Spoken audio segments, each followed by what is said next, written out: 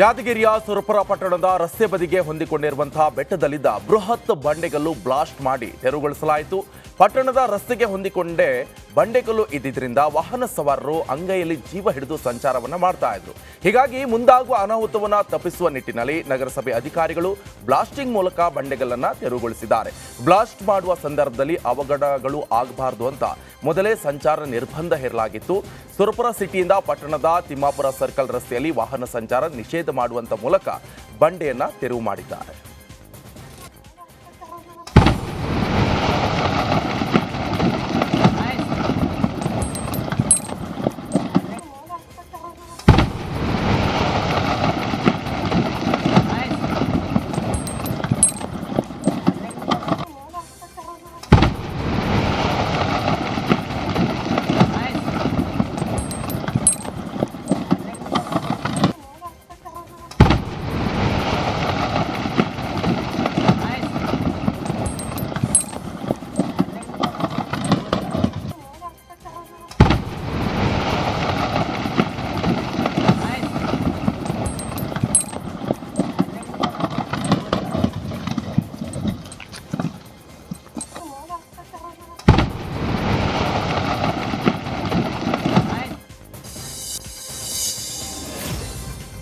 ನವರಾತ್ರಿ ಹಾಗೂ ದಸರಾ ಹಬ್ಬದ ಹಿನ್ನೆಲೆ ಸಿಗಂದೂರು ಚೌಡೇಶ್ವರಿ ದೇವಸ್ಥಾನಕ್ಕೆ ಮಾಜಿ ಸಿಎಂ ಬಿಎಸ್ ಯಡಿಯೂರಪ್ಪ ಭೇಟಿ ಕೊಟ್ಟಿದ್ದಾರೆ.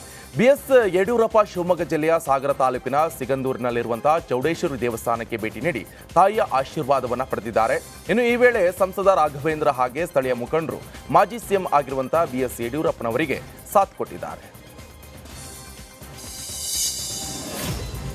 ವಿಜಯದಶಮಿ ಪ್ರಯುಕ್ತ ಧಾರವಾಡದಲ್ಲಿ ಆಕರ್ಷಕವಾದಂತಹ ಪಥಸಂಚಲನ ನಡೆಸಲಾಯಿತು. ಇನ್ನು ಗಣವೇಶಧಾರಿಗಳ ನಗರದ Bharat high school ಮೈದಾನದಿಂದ Regal circle, Subhash ರಸ್ತೆ, ಸಿಬಿಟಿ, ಹೆಬ್ಬಳ್ಳಿ ಅಗಸಿ, ಗಾಂಧಿ ಚೌಕ್, ಜುಬಿಲಿ ಸರ್ಕಲ್ಗಳ ತನಕ ಸಾವಿರಾರು ಗಣವೇಶಧಾರಿಗಳು ಪಥಸಂಚಲನದಲ್ಲಿ ಭಾಗಿಯಾಗಿದ್ರು. ಪಥಸಂಚಲನದ ವೇಳೆ ರಸ್ತೆಯುದ್ದಕ್ಕೂ ಕೂಡ ರಂಗೋಲಿ ಹಾಕಿ ಪುಷ್ಪವೃಷ್ಟಿಗೈದು ಗಣವೇಶಧಾರಿಗಳನ್ನ ಸ್ವಾಗತ ಮಾಡಿದ್ರು. ಇನ್ನು ಪಥಸಂಚಲನ ಬಳಿಕ ಭಾರತ ಹೈಸ್ಕೂಲ್ ಮೈದಾನದಲ್ಲಿ ಬಹಿರಂಗ ಸಮಾವೇಶ ನಡೆಸಲಾಯಿತು.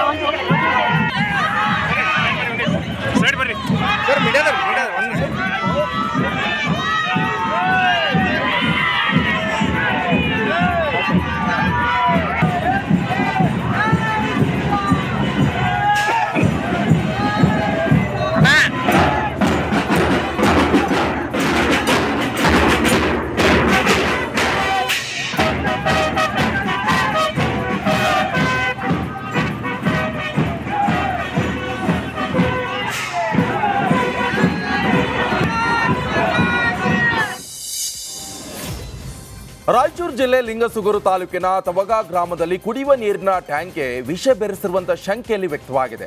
ನಿನ್ನೆ ಇಡೀ ಗ್ರಾಮಕ್ಕೆ ವಾಟರ್ ಮ್ಯಾನ್ ಆದಪ್ಪ ನೀರು ಸರಬರಾಜು ಮಾಡಿದ್ರು. ಈ ವೇಳೆ ಕುಡಿಯುವ ನೀರಿನಲ್ಲಿ ನೊರೆ ಹಾಗೆ ದುರ್ವಾಸನೆ ಇರೋದು ಬೆಳಕಿಗೆ ಬಂದಿದೆ. ಕೂಡಲೇ ಗ್ರಾಮಸ್ಥರು ನೀರಿನ ಟ್ಯಾಂಕ್ ಪರಿಶೀಲನೆ ಮಾಡಿದ್ದಾರೆ. ಈ ವೇಳೆ ಟ್ಯಾಂಕ್ನಲ್ಲಿರುವಂತಹ ನೀರಿನಲ್ಲಿ ನೊರೆ ಹಾಗೆ ದುರ್ವಾಸನೆ ಇರುವುದು ದೃಢವಾಗಿದೆ. ಇದೀಗ ವಾಟರ್ ಮ್ಯಾನ್ ಆದಪ್ಪ ನೀಡಿದ ದೂರಿನನ್ವಯ ಹಟ್ಟಿ ಪೊಲೀಸ್ ಠಾಣೆಯಲ್ಲಿ ಎಫ್ಐಆರ್ ದಾಖಲಾಗಿದೆ. ನಿರಂತರ ಮಳೆಗೆ ಮನೆ ಕುಸಿದು ಮಣ್ಣಿನಡಿ ಯುವಕ ಸಿಲುಕಿರುವಂತಹ ಘಟನೆ ಕೊಪ್ಪಳ ಜಿಲ್ಲೆಯ ಗಂಗಾವತಿ ತಾಲೂಕಿನ ಡಣಾಪುರ ಗ್ರಾಮದಲ್ಲಿ ನಡೆದಿದೆ. ಇನ್ನು ಗಾಯಾಳು ಪ್ರಕಾಶ್ನನ್ನ ಗಂಗಾವತಿಯ ಖಾಸಗಿ ಆಸ್ಪತ್ರೆಗೆ ದಾಖಲಿಸಲಾಗಿದ್ದು, ಸಚಿವ ಶಿವರಾಜ್ ತಂಗಡಗಿ ಆಸ್ಪತ್ರೆಗೆ ಭೇಟಿ ಕೊಟ್ಟು ಗಾಯಾಳುವಿನ ಆರೋಗ್ಯವನ್ನ ವಿಚಾರಣೆ ಮಾಡಿದ್ರು. ಅಷ್ಟೇ ಅಲ್ಲದೆ ಆರೋಗ್ಯ ವಿಚಾರಿಸಿ ಆಸ್ಪತ್ರೆಯ ಬಿಲ್ ಪಾವತಿಸುವಂತೆ ಜಿಲ್ಲಾಧಿಕಾರಿಗೆ ಹೇಳಿದ್ದಾರೆ. ಎಲ್ವನ್ನು ಸ್ವಲ್ಪ ಕಂಪ್ರೆಸ್ ಆಗಿ ಆಗಸ್ಟ್ ಮಾಡಿದ್ದೀವಿ.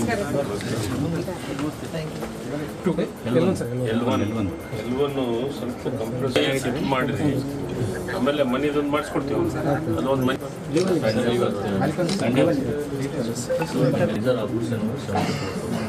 ಎಷ್ಟಾಗುತ್ತೆ ಅಂದ್ರೆ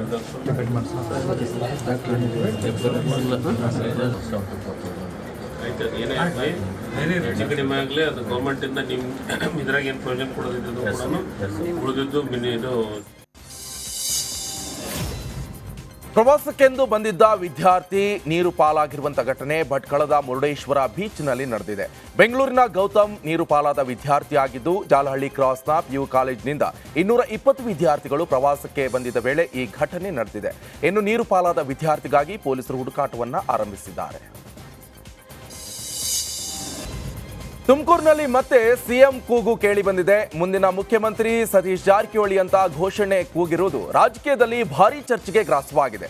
ದಲಿತ ಸಂಘರ್ಷ ಸಮಿತಿಯ ರಾಜ್ಯ ಸರ್ವ ಸದಸ್ಯರ ಮಹಾ ಅಧಿವೇಶನದಲ್ಲಿ ಮುಂದಿನ ಸಿಎಂ ಸತೀಶ್ ಜಾರಕಿಹೊಳಿ ಅಂತ ಘೋಷಣೆ ಕೂಗಿ ದಲಿತ ನಾಯಕರು ಜೈಕಾರ ಹಾಕಿದ್ದಾರೆ. ಮುಂದಿನ ಮುಖ್ಯಮಂತ್ರಿ ಸತೀಶ್ ಜಾರಕಿಹೊಳಿ ಸರ್ ಅವರಿಗೆ, ಮುಂದಿನ ಮುಖ್ಯಮಂತ್ರಿ ಸತೀಶ್ ಜಾರಕಿಹೊಳಿ ಅವರಿಗೆ, ಮುಖ್ಯಮಂತ್ರಿ ಸತೀಶ್ ಜಾರಕಿಹೊಳಿ ಸರ್ ಅವರಿಗೆ, ಮುಂದಿನ ಮುಖ್ಯಮಂತ್ರಿ ಸತೀಶ್ ಜಾರಕಿಹೊಳಿ ಅವರಿಗೆ, ಮುಖ್ಯಮಂತ್ರಿ ಸತೀಶ್ ಜಾರಕಿಹೊಳಿ ಸರ್ ಅವರಿಗೆ, ಮುಂದಿನ ಮುಖ್ಯಮಂತ್ರಿ ಸತೀಶ್ ಜಾರಕಿಹೊಳಿ ಅವರಿಗೆ, ಮುಖ್ಯಮಂತ್ರಿ ಸತೀಶ್ ಜಾರಕಿಹೊಳಿ ಸರ್ ಅವರಿಗೆ, ಮುಂದಿನ ಮುಖ್ಯಮಂತ್ರಿ ಸತೀಶ್ ಜಾರಕಿಹೊಳಿ ಅವರಿಗೆ ವೇದಿಕೆ ಮಹಿಳೆ ವಿಚಾರಕ್ಕೆ ಸ್ನೇಹಿತನನ್ನೇ ಕೊಲೆ ಮಾಡಿದ ವ್ಯಕ್ತಿ ಪರಾರಿಯಾಗಿದ್ದಾನೆ. ಇಬ್ಬರನ್ನ ದೇವನಹಳ್ಳಿ ಪೊಲೀಸರು ಈಗ ಬಂಧಿಸಿದ್ದಾರೆ. ಕೊಲೆ ಮಾಡಿ ತಲೆಮರೆಸಿಕೊಂಡಿರುವಂತಹ ಪಶ್ಚಿಮ ಬಂಗಾಳ ಮೂಲದ ಸುಶಾಂತ್ ಸಿಂಗ್ ಮತ್ತೆ ಸಾಧನಾ ಸಿಂಗ್ ಅರೆಸ್ಟ್ ಮಾಡಲಾಗಿದೆ. ಇನ್ನು ಮೊನ್ನೆ ದೊಡ್ಡಬಳ್ಳಾಪುರದಲ್ಲಿ ಪಶ್ಚಿಮ ಬಂಗಾಳ ಮೂಲದ ಖೈರ್ ಸಿಂಗ್ ಬರ್ಬರವಾಗಿ ಹತ್ಯೆ ಮಾಡಿದ್ರು. ಹೀಗಾಗಿ ಇಂದು ಕಂಬಿ ಎಣಿಸುವಂತಾಗಿದೆ.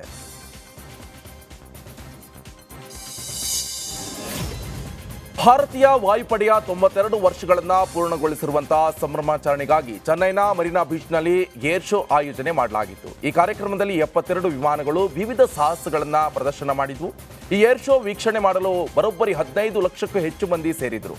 ಈ ವೇಳೆ ಬಿಸಿಲಿನ ತಾಪದಿಂದ ಕನಿಷ್ಠ 5 ಮಂದಿ ಮೃತಪಟ್ಟಿದ್ದು 200ಕ್ಕೂ ಹೆಚ್ಚು ಮಂದಿ ಅಸ್ವಸ್ಥರಾಗಿದ್ದಾರೆ. ವಾಯುಸೇನೆಯ ವಿಮಾನಗಳು ಆಕಾಶದಲ್ಲಿ ವಿವಿಧ ಬಣ್ಣಗಳಲ್ಲಿ ಚಿತ್ತಾರಗಳನ್ನು ಮೂಡಿಸುವ ಮೂಲಕ ನೋಡುಗರನ್ನ ರಂಜಿಸಿದ್ರು.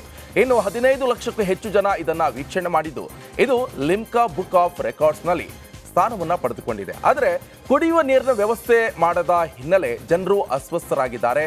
ಬಾಯಾರಿಕೆ, ಕಾಲ್ತುಳಿತ, ಧಾವಂತದಿಂದ ಹಲವರು ಸಾವನ್ನಪ್ಪಿದ್ದಾರೆ. ನಗರದ ಪ್ರಮುಖ ರಸ್ತೆಗಳೆಲ್ಲವೂ ಕೂಡ ಜನವೋ ಜನ, ವಾಹನ ಸಂಚಾರ ಸಂಪೂರ್ಣ ಅಸ್ತವ್ಯಸ್ತಗೊಂಡಿದೆ.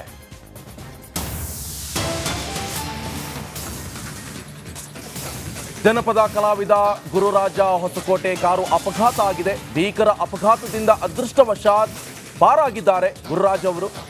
ಬಾಗಲಕೋಟೆಯ ಸೊರಗಾವಿ ಗ್ರಾಮದಲ್ಲಿ ನಡೆದಿರುವಂತಹ ಅಪಘಾತ ಇದು. ಗುರುರಾಜ ಹೊಸಕೋಟೆ ಕಾರಿನ ಮುಂಭಾಗ ನಜ್ಜುಗುಜ್ಜಾಗಿದೆ.